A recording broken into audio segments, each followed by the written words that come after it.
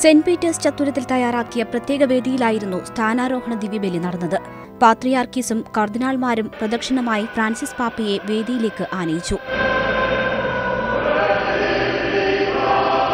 വിശുദ്ധരോടുള്ള മധ്യസ്ഥ പ്രാർത്ഥനയ്ക്ക് ശേഷം കർദിനാൾ തിരുസംഘത്തിലെ മുതിർന്ന അംഗങ്ങൾ പ്രത്യേക പ്രാർത്ഥന നടത്തി.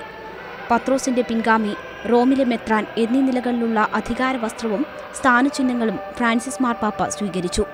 കർദിനാൾ തിരുസംഘത്തിന്റെ ഡീൻ ആഞ്ചലോ സൊഡാനോ പുതിയ പാപ്പയെ മോതിരമണിയിച്ചു.